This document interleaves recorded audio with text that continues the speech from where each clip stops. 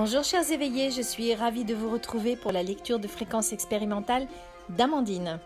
On se retrouve tout de suite après, je vous souhaite une excellente écoute. Alors, je vais dire bonjour à tous ceux qui nous écoutent et nous sommes donc aujourd'hui avec Amandine pour sa lecture de fréquences expérimentales. Alors, pour vous Amandine, ce que j'ai ressenti tout de suite, c'est le genre que vous avez expérimenté dans cette lecture, vous étiez une femme. On m'a donné tout de suite votre prénom. Vous vous appelez Amira. Alors, j'ai l'impression que tout se passe en... alors, il y a un mot qui me vient en Terre Sainte, mais c'est plutôt tout ce qui est Judée, etc. Vous voyez Israël, voilà, mais alors très en arrière, hein, c'est-à-dire il y a très longtemps. Et vous vivez dans une tribu qui s'appelle les Esséniens. Esséniens. Oui, Esséniens. Et alors, c'est pas une tribu d'Esséniens, c'est une tribu d'Esséniennes. Vous n'êtes qu'entre femmes. Ok. D'accord. Vous êtes ce qu'on peut appeler, enfin ce qui m'a été dit, c'est que vous êtes une disciple de Marie. Ah, ma mère s'appelle Marie, c'est dingue. Bon voilà, alors Marie, voyez qui est Marie? La Vierge Marie, vous parlez au niveau de la religion? Tout à fait. Alors sans religion qu'il soit, c'est-à-dire la mère de Jésus, hein, parce que la mère de Jésus n'était pas forcément catholique au départ, elle était plutôt juive, d'accord? Et elle était certainement, enfin c'est pas certainement, c'est qu'elle était essénienne. Avant de toutes sortes de choses, elle était donc ce qu'on appelle une essénienne. C'est une tribu des peuples juifs, voilà. Vous irez vous renseigner, hein. Et c'est une tribu de guérisseurs. Voilà, c'est ça qu'il faut retenir. D'accord? Voilà. Donc vous vivez avec les femmes, les hommes sont exclus. D'accord?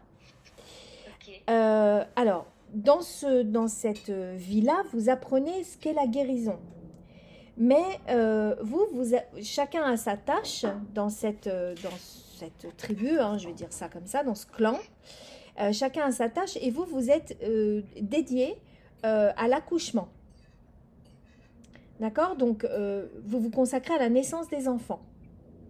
C'est votre job, quoi. On vous apprend à le faire. Et vous êtes comme une sage-femme. Donc, on m'explique que vous êtes né dans ce clan et que vous adorez votre métier. Enfin, votre métier, votre activité, on va dire ça comme ça plutôt. Hein? Alors, au fil des années, on me montre, parce que vous commencez très jeune, au fil des années, vous devenez très performante. Vous avez beaucoup de capacités d'empathie, beaucoup de capacités au niveau des sensations, des intuitions, parce qu'on va le voir après, vous recevez des enseignements divins qui vous guident. Donc, c'est-à-dire que vous êtes canal, déjà, à cette époque-là, et vous recevez des informations de l'univers pour vous donner des pratiques où vous donnez des informations au coup par coup sur les accouchements. Quand ça ne se passe pas tout à fait bien, eh bien, on vous dit fais ci, fais ça, et on vous guide. Donc, du coup, vous savez, un petit peu comme les guérisseurs qui baladent leurs mains et d'un coup, ils s'arrêtent parce qu'ils savent que c'est le bon endroit. Eh bien, vous, c'est un petit peu pareil. Hein, vous êtes guidés. Hein, d'accord? D'accord. Alors, forcément, vous aidez les bébés, mais les mères aussi en souffrance. Hein, alors, vous, on me dit que vous ne connaissez pas vos parents. Alors, je vous explique. Vous avez été recueilli bébé donc par ce clan de femmes. Votre maman a accouché dans le clan, mais elle vous a abandonné ensuite parce qu'elle était prostituée. Donc, elle est venue accoucher dans ce clan, au sein de ces femmes. Et votre maman s'appelle Samira. D'accord? Ok. Tout va bien, Amandine? Ça va? Oui, oui, c'est parce que je prends des notes en même temps. D'accord, si je vais trop vite, vous me le dites, hein. Alors, on me dit que votre enfance a été plutôt heureuse, hein, sans, sans souci. Alors, votre enfance, ça veut dire de votre naissance à, j'ai envie de vous dire, peut-être 7 8 ans. Parce qu'après 7 8 ans, ouais, je vous vois vraiment petite, vous commencez déjà à exercer, enfin à apprendre tout du moins votre métier. Donc vous sortez quand même de l'enfance parce que vous voyez des choses qui sont, enfin les accouchements parfois se passent mal, etc. Donc vous êtes quand même, comment dire, jeté dans la fosse au lion très tôt, quoi. Hein. Oui, effectivement. Euh, donc vous avez grandi. Alors on m'explique pourquoi ça a été une enfance heureuse. Hein. Parce que vous avez grandi entouré de femmes qui ont toutes joué tour à tour le rôle de votre mère en fait. Donc vous avez plusieurs mères. Hein. Pour vous, vous êtes entouré de mères. Hein. Donc la mère joue forcément un grand rôle. euh, voilà, on a été coupé, donc c'est la deuxième partie. Donc je vous disais que vous aviez été heureuse jusqu'à vos 7 8 ans, hein, parce que vous étiez entourée de femmes qui ont joué tour à tour le rôle de mère. Donc vous avez eu beaucoup d'amour, beaucoup d'attention, beaucoup de compréhension, de bienveillance, d'affection également avec certaines. Donc vous n'avez manqué de rien. Hein. Donc quand vous avez grandi, on vous a enseigné l'obstétrique, parce que c'est ça en fait qu'on vous a enseigné. Et dans cette mini-société, on me dit qu'il n'y a pas de notion de pouvoir ni de supériorité. On m'explique que chacun a sa place et que tout le monde se respecte, en fait, toutes les femmes. Il n'y a pas un chef, il y a tout le monde est décideur et tout le monde, vous voyez, toutes les femmes sont mises à un pied d'égalité. Hein. Alors, D'accord. on me dit que chacun a sa mission et vous avez un rôle très important au sein de cette société puisque euh, vous accouchez les femmes, certes, mais votre rôle ne s'arrête pas là.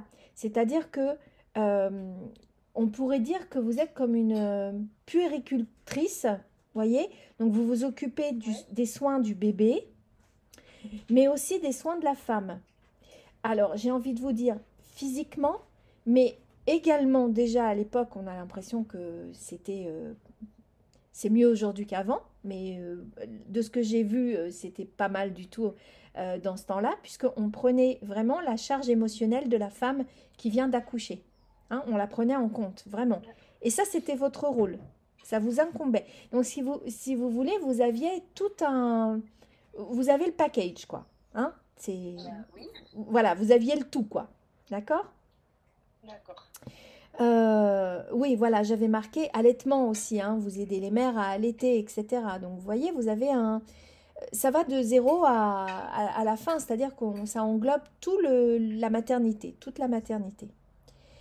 Alors, vous ne ressentez pas le besoin, on m'a signifié, de connaître plus que ça vos parents, hein, de savoir qui vraiment ils ont été. Alors, vous avez des renseignements sur votre mère, sur votre père, pas du tout, forcément, vu la situation et la circonstance. Mais vous vous sentez tellement en sécurité au sein de ces femmes, vous vous sentez aimé et valorisé. D'accord? Donc ça, c'est la première partie de la lecture. On enchaîne avec la deuxième partie. Alors, comme je vous le disais, les hommes ne sont pas admis. Donc, c'est-à-dire qu'ils ne vivent pas avec vous. En revanche, ils passent parfois par votre clan selon les besoins. Hein. Mais ils s'en vont très très vite. Et alors, D'accord. il n'y a que certaines femmes qui s'occupent des hommes quand ils passent. Ce sont des vieilles femmes. Parce que dans ce clan, vous avez le devoir moral de rester vierge, complètement vierge, donc sans attache euh, au niveau marital ou au niveau conjoint, etc. Sentimental. Voilà. D'accord. C'est le contrat. Hein. Pour pouvoir rester, c'est le contrat qui est fait. Alors, un homme va arriver un jour, et c'est là où ça va commencer à se gâter. Un homme arrive, il est blessé, il a des blessures multiples. Voilà, il n'est pas en très bon état. Et en fait, le jour où il arrive, tout le monde est affairé à autre chose et il n'y a que vous de disponible. Donc, on va vous désigner exceptionnellement pour vous occuper de lui. Et dès que vous allez l'apercevoir, cet homme, c'est comme un coup de foudre, une reconnaissance. Voilà, il y a quelque chose qui se passe de très très fort. Donc, dans un premier temps, vous ne comprenez pas ce qui se passe parce que vous n'avez jamais vécu ce genre de sentiment. Et vous aimez particulièrement la force qui se dégage des yeux de cet homme, la façon dont il vous regarde. Elle est très intense et ça vous transporte, ça vous remplit d'émoi. Hein. Cet homme, on me dit qu'il s'appelle... Alors, j'ai pas compris si c'était Driss ou Idriss, mais je pencherais pour Driss. D'accord. Alors, je l'ai écrit comme je l'ai entendu. Hein. On ne m'a pas donné l'orthographe, donc je vous laisse à vous aussi le soin de faire vos recherches parce que je ne sais pas vraiment comment ça s'écrit. Alors, donc comme je vous disais, il est blessé à l'arme blanche, hein, donc c'est des coups de couteau. Et il est blessé à plusieurs endroits, donc il ne va pas très bien. Et alors, on ne pose pas de questions. C'est-à-dire que vous avez le devoir de guérir, donc de lui prêter assistance, de le soigner, mais sans aucun... il ne faut pas trop que vous rentriez en contact, quoi. D'accord ? D'accord. Donc, vous ne lui posez pas de questions. Mais quand vous voyez que cet homme répond à vos regards, hein, c'est-à-dire qu'il vous regarde avec insistance lui également, vous commencez à être très gêné, vous culpabilisez de ressentir tout ce que vous ressentez, hein, c'est-à-dire un émoi amoureux hein, qui naît, voilà. Vous culpabilisez et ces sensations sont inconnues pour vous et vous êtes effrayé hein, même de ce que vous ressentez. Alors forcément, vous en parlez vraiment à personne, hein, ça reste vraiment très, très, très privé. Alors l'homme, forcément, comme il est blessé, il reste plusieurs jours, mais lorsque les personnes qui devaient être en charge de cet homme sont à nouveau disponibles, on vous demande de laisser la place pour que justement quelqu'un vienne vous remplacer. Et alors là, ça vous met en colère parce que forcément, vous n'allez plus pouvoir voir cet homme. Vous allez être privé de sa présence. Hein. Donc du coup, vous sentez de la colère, de la frustration, une sorte de vide immense face à l'idée de ne plus le voir hein, à l'avenir. C'est-à-dire que vous ne pouvez plus le soigner, il va partir, vous n'allez plus avoir de ses nouvelles, etc. Donc vous prenez peur en fait. Hein. Alors vous décidez de transgresser les règles et vous allez aller le voir alors que vous n'avez forcément pas le droit. Et alors cet homme vous prend les mains, ce qu'il n'avait jamais fait auparavant. Et vous parlez pas trop, mais vous comprenez avec les yeux. Hein, c'est les yeux qui parlent chez vous, entre vous deux. Et vous allez comprendre que vous l'aimez. Enfin, c'est un sentiment qui naît, bien évidemment, mais vous avez envie de continuer avec cet homme. Vous avez envie de vous lancer dans l'aventure. Hein. Et l'amour qui naît, pour vous, vous prenez conscience que c'est le plus important à l'instant T. Ça dépasse tout. Hein, d'accord ? Donc avec l'homme, là, cet homme, vous allez échafauder un plan pour pouvoir partir. Alors, forcément, il veut vous emmener. Il dit ressentir les mêmes sentiments que vous. Il vous explique qu'il est orphelin également. Et là, on arrive sur la dernière partie de la lecture. Alors, forcément, hein, il vous fait plein de compliments. Il vous trouve belle, courageuse, tendre, attentionnée. Bref, il loue en permanence vos qualités. Donc, ça ne fait que, si vous voulez, qu'amplifier le sentiment que vous avez, hein, déjà. Donc, vous finissez par être complètement aveuglé. Et ça dure quand même un certain temps. Parce que forcément, il faut du temps pour qu'ils se remettent, hein, et puis qu'ils puissent partir, surtout. Hein. Donc, bah, vous décidez de fuir avec lui. Et ben, vous allez réussir, hein, vous fuyez. Il m'a pas été donné de détails parce que c'est pas vraiment ça le noyau de l'affaire. Mais en tout cas, vous allez arriver avec lui dans une grande ville et vous allez vraiment être attrapé par la réalité cruelle.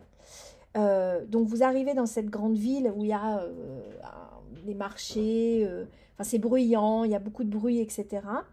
Donc déjà vous connaissez pas ça, donc déjà vous êtes bon voilà, mais vous êtes avec cet homme, donc vous posez pas de questions, vous continuez votre route.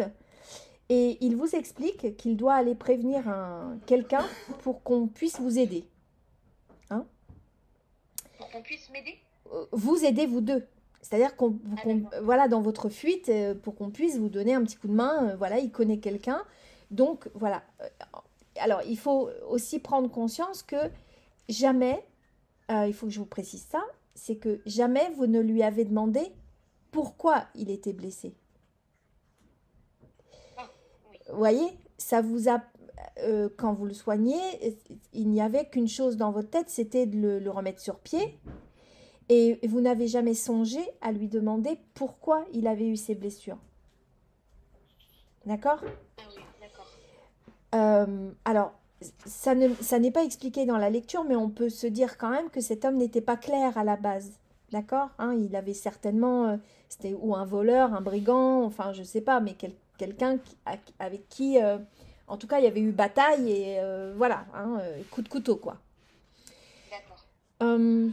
Alors, il va vous laisser au pied d'un espèce d'immeuble, je ne sais pas comment dire autrement. Il y a une porte et on voit que c'est à étage, donc je dirais immeuble hein, pour avoir des mots d'aujourd'hui. Donc il vous dit d'attendre et qu'il va revenir et que vous allez pouvoir continuer votre route, qu'on va vous donner un peu d'argent, un peu de nourriture, etc. pour pouvoir fuir encore plus loin. Et bien vous attendez hein, au pied de cette porte. Et alors vous attendez, vous attendez, vous attendez, vous attendez. Le soir arrive, vous attendez encore. Et pendant toute cette attente, ben, vous passez par d'étranges sentiments. Vous avez peur parce que la ville vous est inconnue, parce que vous êtes comme agressé, si vous voulez, hein, par les bruits, par les odeurs, enfin tout ce qui fait une ville quand on connaît que, je dirais pas la campagne parce que c'est pas la campagne, mais voilà le silence, voilà exactement. Vous passez par l'inquiétude, la colère quand vous comprenez que cet homme c'est quand même curieux qu'il ne revienne pas. Et vous allez arriver forcément le soir venu à la conclusion que cet homme ne reviendra pas. Donc vous commencez à le chercher un peu partout et il a disparu. Comme vous dites. Et là vous allez prendre la décision, bah, vous n'en avez qu'une, hein, c'est de faire machine arrière et de rentrer chez vous. Et là, c'est pareil, vous culpabilisez, vous dites, parce que tout le monde va être au courant que vous êtes parti avec cet homme, hein, c'est pas comme si, voilà, tout le monde va savoir. Et donc vous culpabilisez, vous savez pas comment vous y prendre pour rentrer dans ce clan, qu'est-ce que vous allez dire, etc. Et là, vous allez avoir comment dire, vous allez être quand même estomaqué de voir que vous êtes accueilli avec un peu de réticence quand même, parce c'est comme si on vous tirait un peu l'oreille, mais on vous accueille avec compréhension et bienveillance, et on ne vous juge pas.